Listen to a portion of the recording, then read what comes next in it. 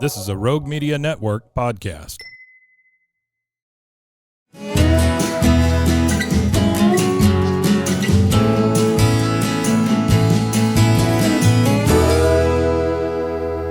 This is Central Texas Life with Ann Harder. Hello, everybody. Welcome to Central Texas Life. And it is a joy for me to visit with Peter Emerson. We kind of met through a mutual friend not too long ago. And my friend Jeannie Williams said, you need to get in touch with this young man because he's got a fabulous show. It's a Christmas show. And it's just really kind of starting to take off. So he rules the world is what we want to talk about, Peter. But first of all, tell me a little bit about yourself. What brought you to this point? What brought me to this point is I've been a musician and I've been a Waco resident here for a long time, since about 2000, and so our paths have crossed a few times, just kind of on the periphery, and it's nice to be able to sit down and thank you so much for having me here. So start off with that. He Rules the World is a concert telling of the nativity story, and we get to hear from the perspective of the actual participants in the story. So you get to hear from Mary, you get to hear from Joseph, and the angel Gabriel, and Herod even. So we get to explore the human side of the story in a way that I don't think many people have seen before. And so it's a very unique project. It's high energy, family friendly. It's a rock concert, and it's appropriate for all ages, and we just love it, and we want as many people to see it as possible. So this has premiered. It's already out there. It premiered a couple of years ago in Austin, right? We did the show at the Dell Performing Arts Center in Austin in 2022, and it was a success for us. It was kind of our proof of concept of let's see what we have and see what we can do with this. And so now we're moving forward, and we're really excited to be bringing it to Waco, and we're just really thrilled. Okay, and so, looking ahead, it will be in December. Well, there will be several performances, right? Yes, we are doing a run of the show here in Waco at the Hippodrome Theater, December 11th through 14th. Okay. And the current plan is that's Wednesday through Saturday, with shows Wednesday, Thursday, Friday night, and Saturday matinee and Saturday evening. And we want as many people to come out to see it as possible. Well, now, what sort of sparked you to write this show is that there's, a currently kind of a cult following show at Christmas with lights and music and fast pace, and to tell them that story. Absolutely. So I took my daughter to go see the Trans-Siberian Orchestra back in 2018. And it was fantastic. Lights and lasers and big guitar solos and just about everything that you could want. It was a visual spectacle. It sounded great. I was very impressed with it. I enjoyed everything that I saw with it. But as I was sitting there, I was thinking, man, that is really fantastic. It looks so much fun. And I'm thinking, well, I could do that. And the more stuff came through, and I was like, well, I can do that too. And then eventually at the end of the show, I was kind of frustrated with myself a little bit, and I was thinking, well, why am I not doing this?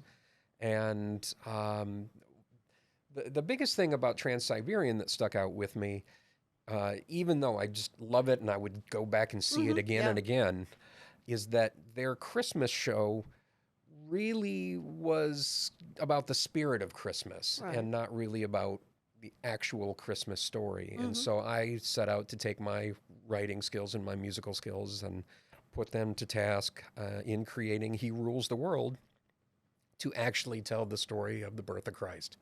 And you've got some fabulous performers who are helping you out with this. Well, let's talk first about Kevin Sorbo and his connection to this. He's done your narration. Yes, well, Kevin is an executive producer on the project and has been really very gracious and wonderful.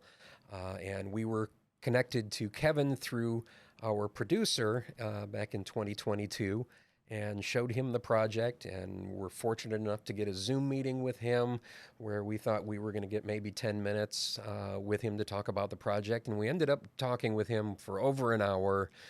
And at the end of it, he's like, "Well, this sounds great. I want to be a part of this. Let's do this." And so we got Kevin on board, and we flew to Florida and went to his house and recorded the narration for this. The narrated portions are in between the songs, and we use an animator out of London. Right, there's animation in it. Yeah, so the it's a animation full is done by a group experience. named Wonder Story, Yeah. Adam Harding, and he does this animation for us, and it's fantastic, and it helps push the story Sure. forward. And then we hear from the performers themselves singing. So Kevin has been great, and we're really fortunate to have him on the project. And his values and our values kind of align in a lot of ways, and where it counts, and it's been really great. We have an all-star cast of performers. We've got fantastic local Texas musical talent in this. Broadway quality. We have Broadway caliber and experienced singers in the show. Our featured performer is a gentleman named David Gashin, who is born a Texan out in Lubbock and is now in the Fort Worth area, but he's most known for playing the Phantom in the Phantom of the Opera on Broadway and in Europe. Wow. Over 1,300 times. Oh my goodness! So he's our featured performer. He's got some chops. Yeah, he has some chops, and he's a great guy, and his values are very similar to ours. Good. Very strong Christian man that told me that he was really thinking and looking for and praying for a faith-based opportunity to use his talents. Wow. And we found him, and he found us, and we're just so blessed to have him. Yeah. Well, we've talked about it, so let's take a moment and see the trailer. You've got a wonderful sample of what this show is like, so let's take a look. He Rules the World, brought to you by executive producer and narrator Kevin Sorbo. And he's betrothed to Mary, a young girl in Nazareth, the very girl God had chosen to be the mother of his son.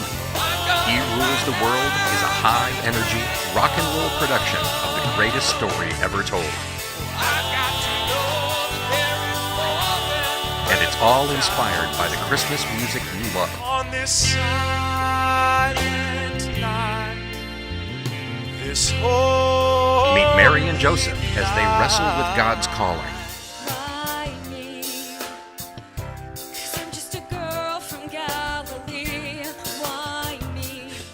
And featuring Broadway performer David Gashin.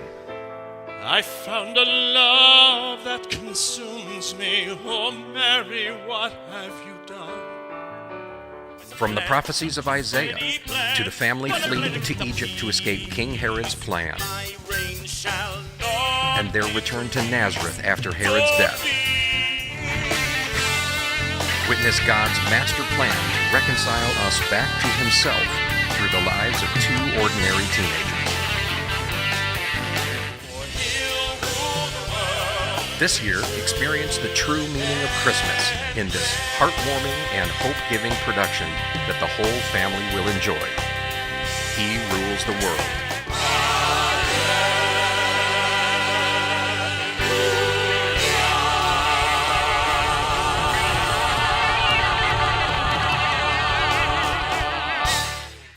Wow. So, I mean, you do have it all. You got the lasers, you've got the animation, you've got fabulous singers, and just a high energy show. Yeah, one of the things that I really wanted to put in the show was just that sense of, hey, this is high energy.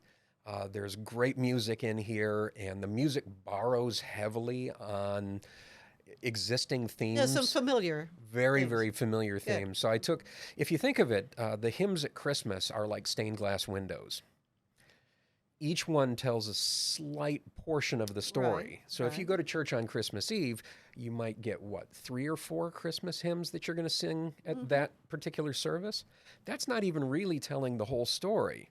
And so each one of these hymns, for instance, Silent Night is about the actual night. Away in the Manger is about being in the manger and the birth of Christ. Joy to the World is after the fact, when it's already happened and you're spreading the news.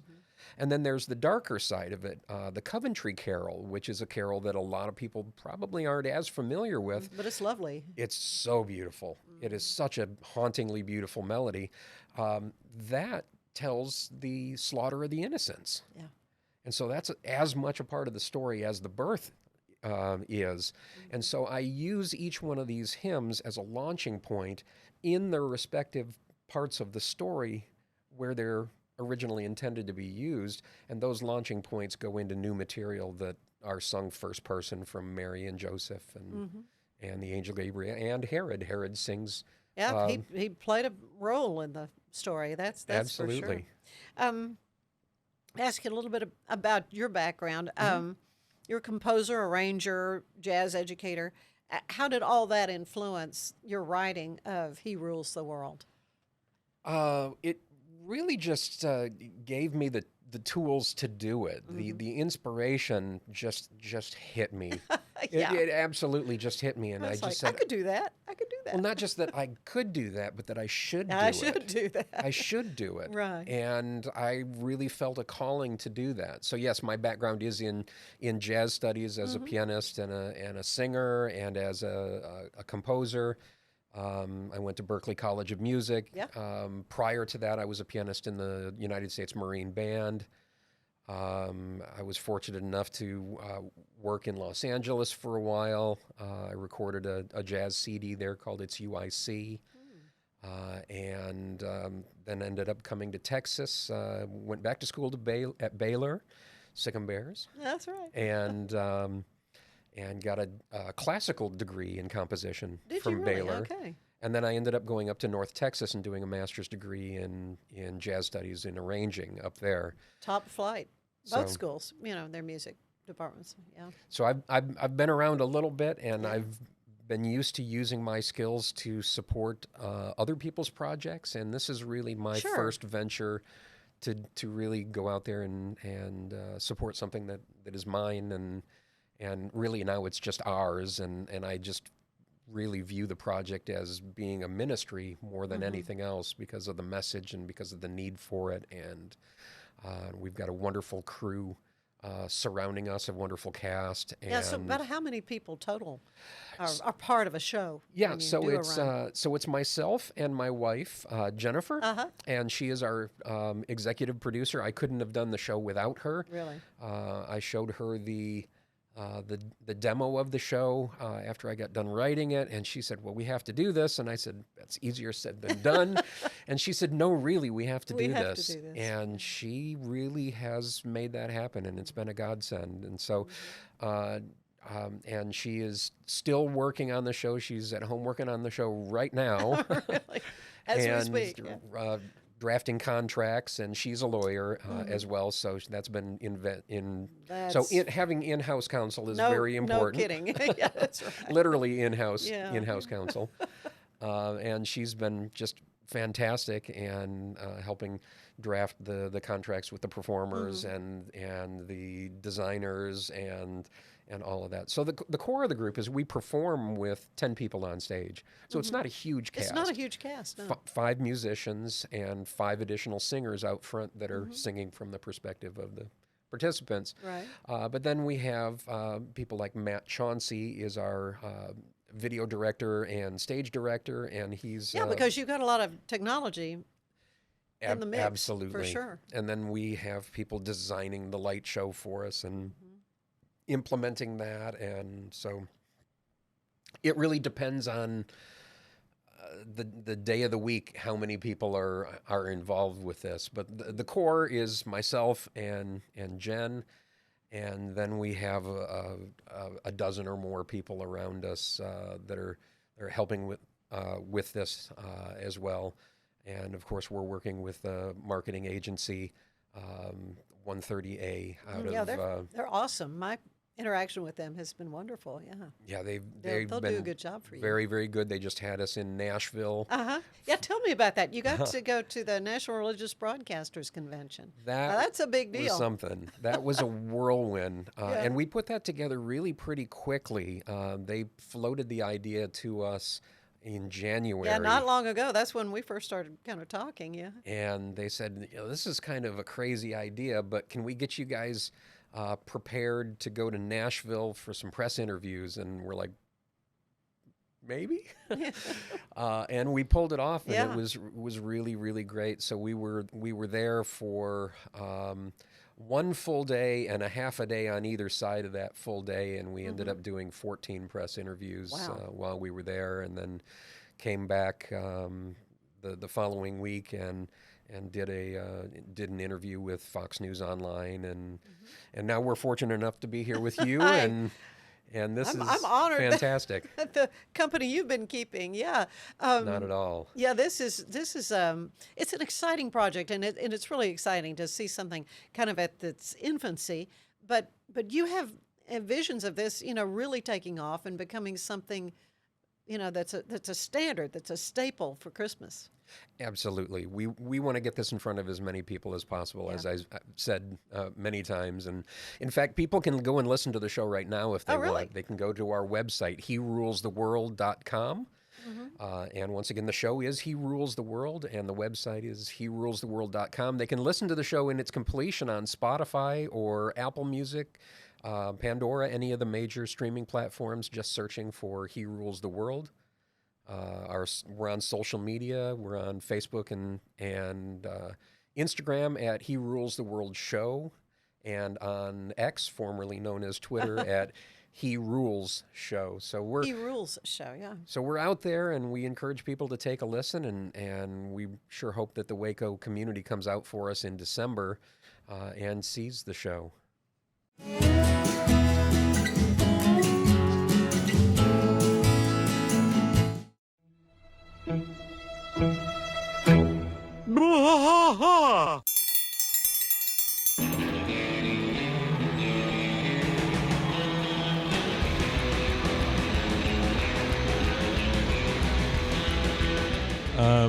What are we doing here, Rusty? What are we going to do?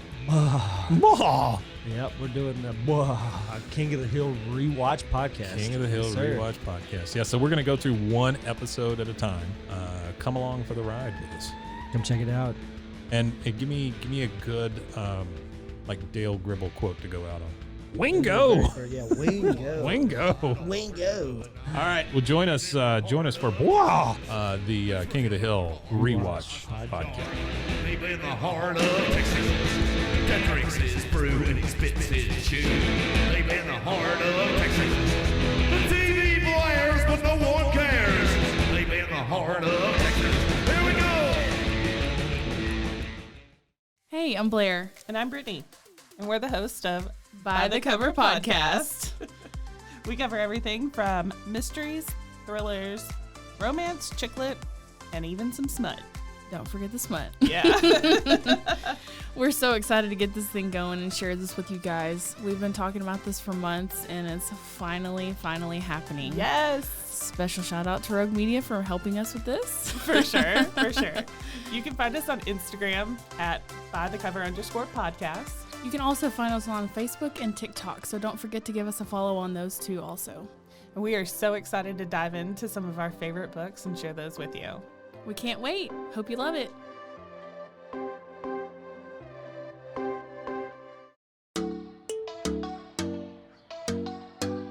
Hi, I'm Christine, and I'm an alcoholic. Here's the deal. Everybody knows somebody that has suffered from the disease of addiction. I want to invite you to listen to Purpose-Driven Sobriety, where we have real conversations with real people that have suffered from the disease of addiction and have gone on to thrive. Here, we shine light into the darkness that is addiction. You can find Purpose-Driven Sobriety on Facebook or anywhere you get your podcasts.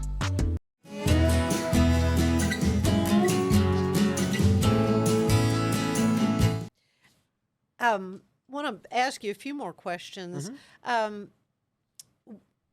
what qualities do you seek out from your cast and executive members of He Rules the World? I mean, you mentioned that several of them have, really strong faith-based values, as you do as well. Yeah. Is that kind of a requirement, or it's Well, just the Lord has brought you people that the Lord has definitely board with you. brought Yeah. us people. It's been an easy process, and we basically just tell people who we are and what the show is, and if they're the type of person that wants to be a part of that, that's going to really come through to us. Now that is important to us, but we haven't really had to there's no litmus test. No, per right, se, of course, or yeah. anything like that. Right. But we have tended to attract people that are like-minded, and and God has put those people in our path. That's all Yeah. I can say. Is Well- that we've been really blessed for that. and for talented people who do have a heart for the kingdom and its values, to have an opportunity to work with you on this project has got to be exciting and fulfilling for them.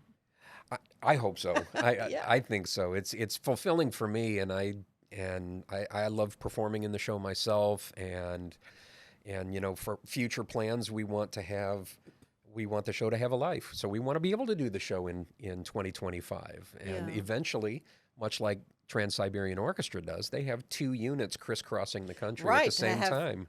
Right, have multiple casts and So we're at the Hippodrome this year with the potential of about 800 seats per show. per show. Next year, we wouldn't mind being somewhere maybe 2,500 to 4,000 seats. Yeah, And then the year after that, maybe half of an arena. We'll take 7,000 to 10,000 seats, or perhaps go someplace like Branson or Lancaster, Pennsylvania, and yeah. install it in a theater there.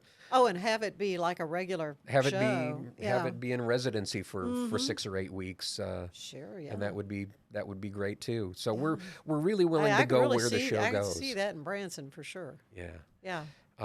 We have always thought about this as a potential streaming product as well. So we did a 10-camera shoot of the 2022 performance, and we'll do some video of this as well. But the idea is out there maybe in a few years we do a screenplay and a live-action version of it as well. So who knows? We're just going to go wherever the project takes us, wherever God leads us in this. And that's really what Keep it is. your mind and your heart open to what might be happening with that. Do you have a favorite song that you've written? I mean, I know it's like pick your favorite child, but That's a difficult one. But I would have to say that I'm a little surprised at the emotional connection that I found that I had with Joseph in the story. really, And one of my favorite Christmas hymns is O Come, O Come, O Come, Emmanuel. And so I used that song in particular to explore Joseph's reaction to finding out that Mary is pregnant. right. And so Joseph goes through a transition in that particular song from finding out that Mary is pregnant, knowing that it's not his. yeah. And this all happened before he would have been visited by the angel in the dream. So he hasn't been told about the plan at all. Yeah. And This is just bad news. this as is far just crazy talk from That's this right. woman that Yeah. cheated on him. right. And that's got to be horrendous. Yeah. Absolutely horrendous. Yeah, so yeah. he goes through this emotional transition of finding out and then hearing about this impossible vision that he eventually comes around and at the end of the song says, okay, I will raise this child as my own with Mary as my wife. Yeah. And I just get choked up because, I'm a father myself. Yeah. And so there's that connection with raising kids and wanting to be the protector and all of that. But the Joseph story, man, that would have been hard news That to really, hear. I don't think a lot of people really stop and think about what kind of emotions he was going through. And being a faithful person and Right. wanting to do the right thing, thinking, well, I'm going to quietly divorce her so that at least Yeah. it minimizes the shame of everything and all of that, to going, okay, this is God's plan and I'm all in. Yeah. And that's huge. It really It is. is huge. It really is. Well, you mentioned your daughter. Tell me about your family. Well, I have a daughter that's in college, and she's out at the University of Hawaii studying marine biology.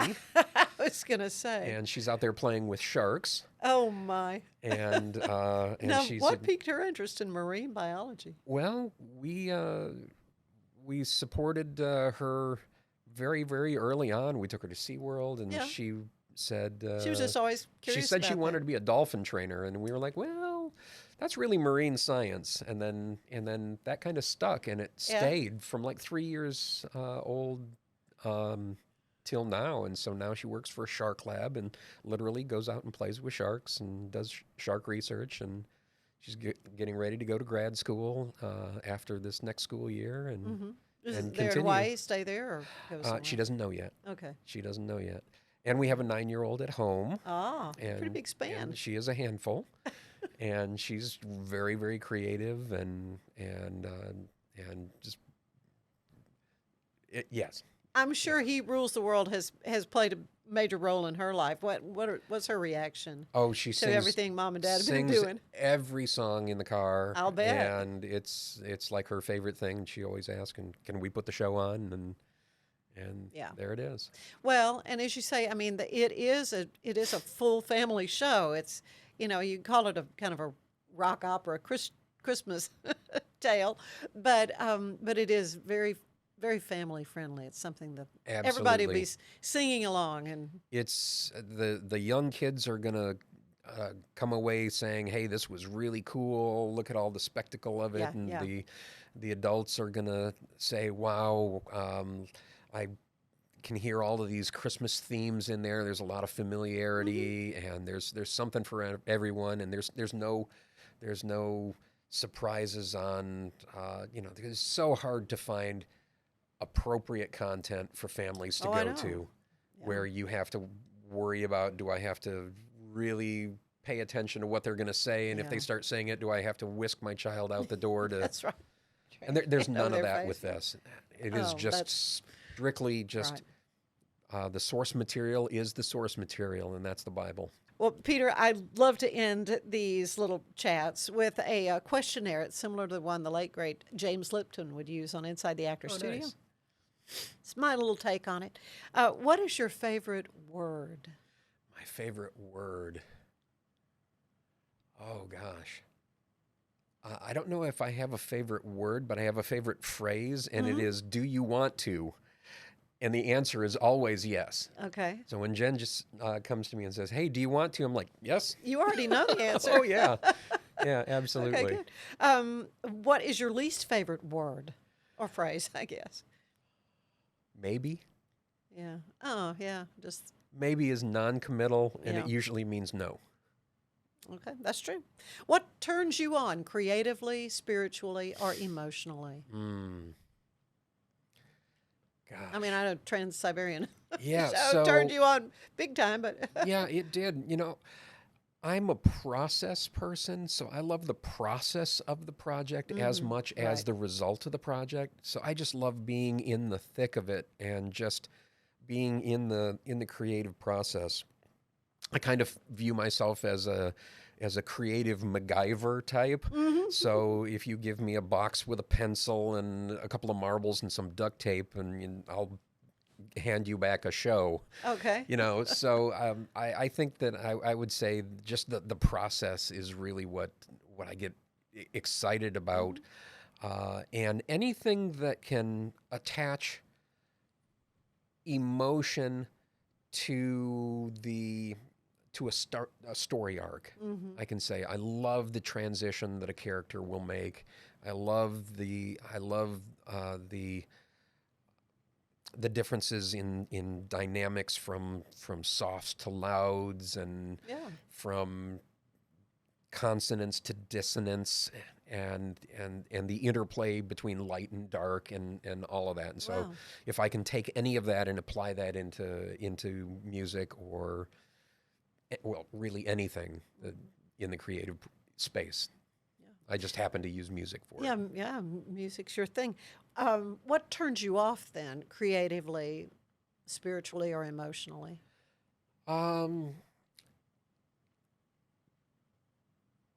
People that that don't seem to have any creative vision, people that are kind of locked in their ways and say, well, it's never been done like this before, so therefore it shouldn't be done any different way, or it has, right. or that kind of turns me off. There are a lot of people that that are afraid to step out. And on the spiritual side, and this has been very much a spiritual awakening for me as well. I mean, this whole process of going through this and doing the research has brought me closer to God and really awakened me spiritually. And I really hope that it does the same for other people. So I see a lot of people very afraid to express that. And I'm becoming less so. And I think that that's a really good thing. Yeah, well, He Rules the World is a good start, good step in that direction. What sound do you love the most? I mean, you're a musician. I always love asking that of musicians. Sometimes I'm told silence, but anyway. No, what sound do I love the most? Gosh, that's a fascinating question as well. I love the sound of a good decrescendo. Mm-hmm. Just something that just has this perfect little trailing off of, and once again, it's contrast. Yeah. So it's the sound of contrast, I guess. Okay. What sound do you hate? Sound do I hate? Whining. Okay. That's right. No whining here. What other profession would you have liked to try? I am fascinated with, well, I love what my daughter's doing out in Hawaii. Oh, I know. I could do marine biology. I think that would you be. could play with sharks. Fantastic. Too. I would love playing with sharks. I don't know if I'd be very good at the biology part of it, but the playing with sharks part, yeah, sign me up for that. Yeah. But I'm really, really interested in like geology and fossils as well. And so there's some great spots around Waco to go out fossil hunting. No kidding. And there are. I've pulled up ammonite specimens that are about 75 pounds. Really? Huge. Where did you find those? Here? The Middle Bosque River.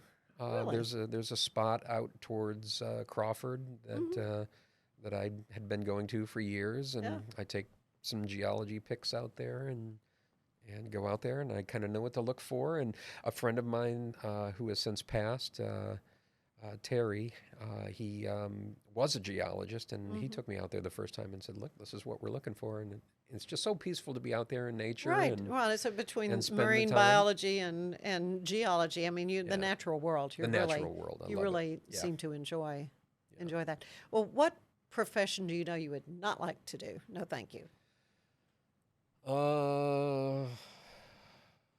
Anything with numbers. I'm not a numbers guy. Yeah. So. Yeah, but you need that with a show as elaborate as you have. Absolutely. So. And I'm very happy that that Jen is both a lawyer and a CPA. Yeah. So she's got that covered for me. Thank you, Lord. Amen. I mean, he had everything planned just for this moment. I mean, he Truly. got all the people in place, you know. Absolutely did. And the opportunity. So my last question is, what do you want to hear God say to you when you arrive at the pearly gates? Wow. Welcome. That's all I need. Yeah. Well, you are certainly going to be setting the table for folks this coming Christmas with He Rules the World. It will be at the Hippodrome. Again, the 11th through the 14th. 11th through the 14th. And folks can become more familiar with this show. Tell them again your website. We are at www.herulestheworld.com, and we're on social media at Facebook and Instagram at He Rules the World Show, and on Twitter at He Rules Show. But you can also listen to the entirety of the show on all major streaming platforms, Spotify, Pandora, Apple Music, iTunes, and such, by searching for He Rules the World. Well, it's going to be great, and I'm certainly looking forward to it. And I know you're going to be seeing a lot more about this show in the coming days and months. And the way time flies, it'll be Christmas tomorrow. I mean, everything just goes so fast. It will. But it's going to be an exciting time for you all. Peter Emerson, thank you so much for being with us. And thank you for being with us. We'll see you next time. Bye-bye. Central Texas Life with Ann Harder is part of the Rogue Media family. Be sure to check out our other shows at roguemedianetwork.com. Please rate this show 5 stars on iTunes, Spotify, YouTube, or anywhere you get your podcasts. Join us again soon for more Central Texas Life with Ann Harder.